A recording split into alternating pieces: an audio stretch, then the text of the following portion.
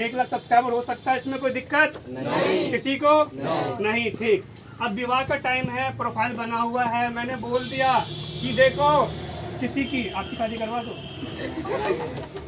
आपकी नहीं, अब नहीं, एक एग्जांपल चाहिए, जो बोले सर जी अरे मेरी करवा दो, मुझे चाहिए पैसा। बहुत बढ़िया, बहुत बढ़िया, उनके साथी खड़े हो गए, खड़े हो जाए। नाम जरा एक उधर देखिए, नाम बताइए। अभिषेक कुमार। अभिषेक, बहुत बढ़िया। तो अभिषेक की स्थिति खराब है, इनको शादी करनी है, इनको हम 10 लाख रुपए देने जा रहे हैं। तो यहाँ पे समझने का मतलब ये था कि अब जो विवाह होता है उसमें जो जीवन साथी होते हैं वो कितने तरीके के होते हैं और ये हमारा किस तरीके से बेहतर रहेगा, जरा मैं आपको ये समझाना चाहता हूँ। तो देखिए, सबसे पहली शादी होती है जिसको बोलते हैं नया विवाह। ठीक, पहली शादी जो फर्स्ट टाइम होता है। लेकिन अब क्या होता है, फर्स्ट टाइम शादी होने के बाद फिर लोगों को ये महसूस होता है कि अरे हमने तो अपने किसी के कहने में शादी कर लिया, उस टाइम बोले नहीं, समझे नहीं, बाद में उनको अफसोस होता है। तो फिर क्या होता है, जो चीज़ें बहुत चल रही है, फिर होता है तलाक। ठीक, जो समझदार होते हैं फिर वो एक दूसरे को तलाक देते हैं, डिवोर्स देते हैं। अब जिनका डिवोर्स हो गया है तब उनको भी आगे शादी करनी है, तो दूसरी शादी कौन सी होगी, तलाकशुदा। तो अब कोई विधवा हो गया, विधुर हो गया, यानी कि किसी का पति मर गया, किसी की पत्नी मर गई, तो विधवा का भी विवाह होना ज़रूरी है और विधुर का भी विवाह होना ज़रूरी है। तो ये क्या होगी, तीसरे तरह की शादी होगी। समझ रहे हो, हमारे समाज के अंदर क्या है, हमारे समाज के अंदर विधवा का विवाह रोक दिया जाता है, विधुर का विवाह रोक दिया जाता है। वैसे विधुर का तो नहीं रोका जाता, लड़का चाहे उसकी बीवी मर गई हो फिर भी शादी कर दी जाती है। कहीं ना मिले तो क्या हुआ, मौसी तो बैठी हुई है और मौसी ज़्यादा बोल नहीं सकती क्योंकि मौसी तो माँ होती है। ठीक, ज़बरदस्ती का माँ उसको बना दिया जाता है। तो ये जो कॉन्सेप्ट होता है, तो क्यों ना हम एक जो कुंवारी लड़की है उसको क्या ज़रूरत है कि अपनी बहन का जिम्मेदारी उठाए और मौसी की जगह वो माँ बने। बातों को समझने की कोशिश करना। जिस तरीके से आज उसकी पत्नी मरी है तो ठीक उसी तरीके से समाज में कोई ऐसा भी होगा जिसका पति मरा हुआ है। बातों को समझने की कोशिश करना। लेकिन होता क्या है, ये काम एजुकेशन का है, ये काम पढ़े लिखों का है। यहाँ तक कि जो विधवा होगी अगर उसको भी बोलोगे ना तेरी शादी की बात करवाना चाह रहे हैं तो वो भी इस बातों को लेकर बहुत ज़्यादा गुस्सा हो जाएगी। बातों को समझने की कोशिश करो। लेकिन हकीकत क्या होता है वो हर कोई जानता है, इस चीज़ों को आप भी समझ सकते हैं। तो अब यहाँ पे बात आ जाती है कि उसका खर्चा कौन उठाएगा, उसका जो अपना जीवन है उन चीज़ों को लेकर कौन चलेगा। तो उसके जीवन को लेकर केवल उसका एक पति ही चल सकता है, वही हमसफ़र होता है, वही जीवन साथी होता है और उससे बेहतर कोई हो ही नहीं सकता।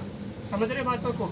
तो ये कॉन्सेप्ट है, हमें किस पे बढ़ना है, हमें जो विधवा हैं उनकी भी विवाह करवाना है, जो विधुर है उनका तो चलो हो ही जाता है, हमें उन लड़कियों को बचाना है, उन मौसियों को बचाना है जिसको आगे माँ बना दिया जाएगा।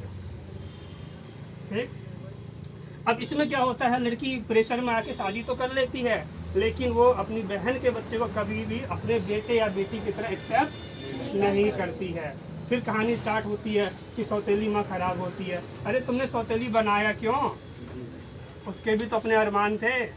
कौन ऐसी होती है जो अपने आप को सौतेली बनाना चाहेगी, ये समझने वाली बातें होती है। लेकिन होता क्या है, जो पुराने बुजुर्ग हैं उन्होंने अपनी ज़िंदगी तो जी ली, बातों को समझना, उन्होंने अपनी ज़िंदगी तो जी ली।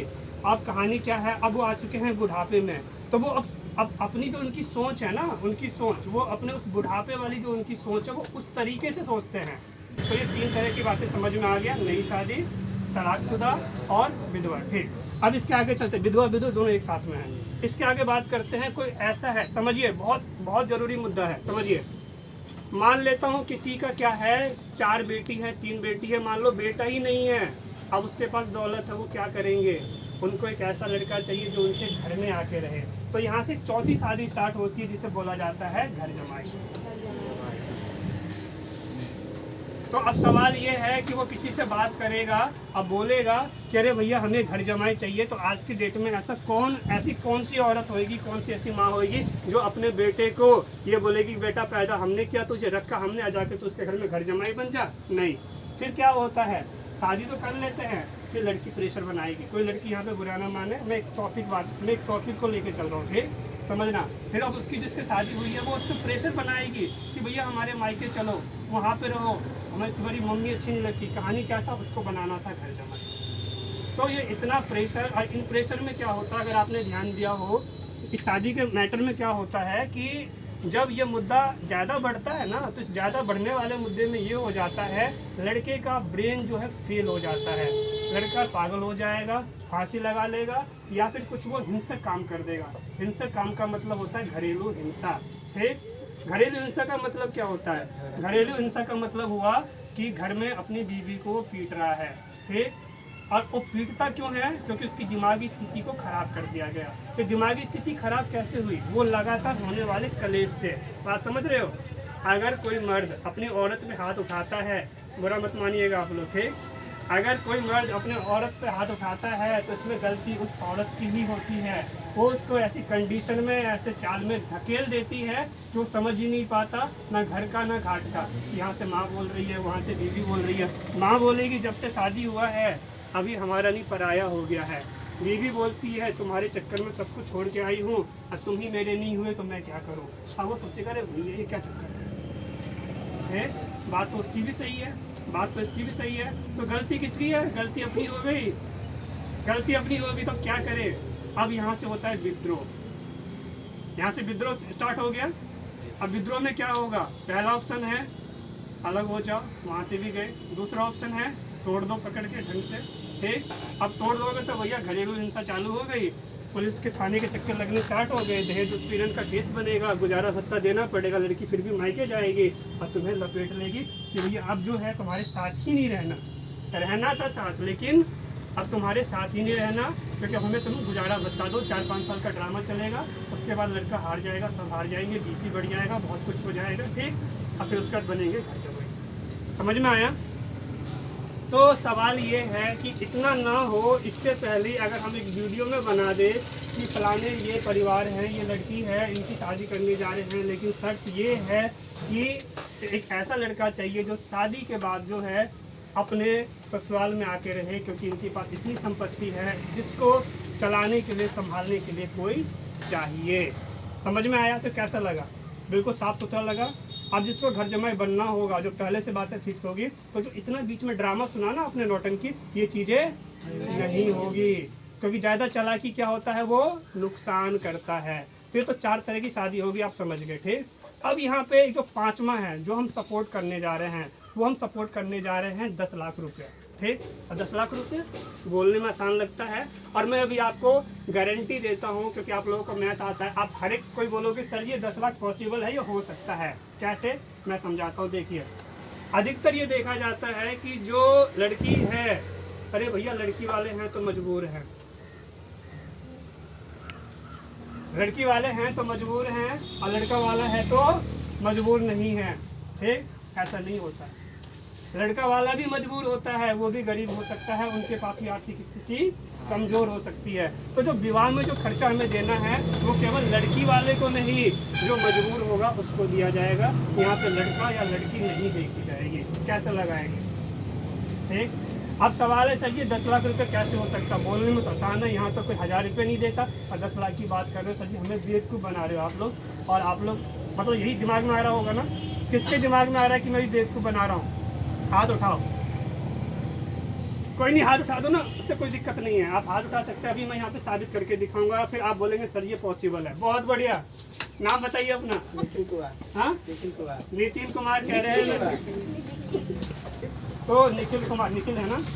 तो निखिल जी कहना चाहते हैं मैं बेवकूफ़ बना रहा हूँ।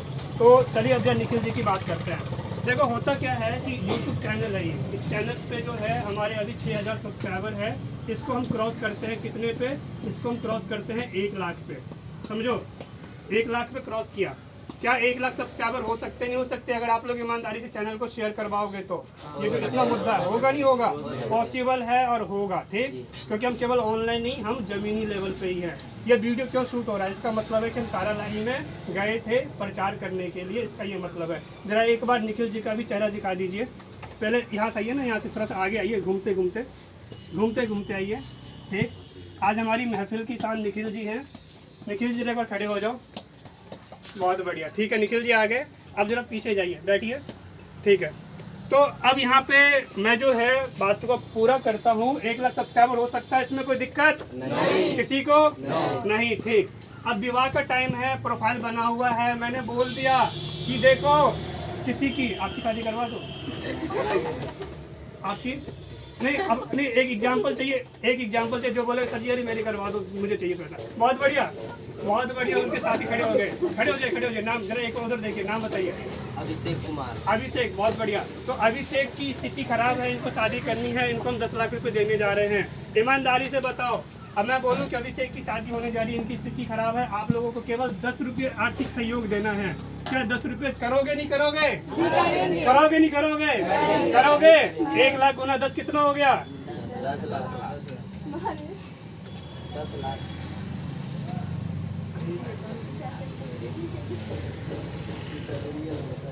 बताइए, आसान हो गया? तो ये जो है ना, इस संगठन, इसको बनाने का एक मकसद था। और इस वीडियो में मैं फिर से, सर आपका नाम? रामजीवन सर जी को मेरा हाथ जोड़ के नमस्कार, जो सर ने हमें जो है टाइम दिया बोलने के लिए, समझाने का मौका दिया। आज की जो डेमो थी, ये समझाने वाला जो था, ये यहीं तक ख़त्म होता है। आप लोग मेरे चैनल को सब्सक्राइब कर लीजिएगा, इसको शेयर कीजिएगा।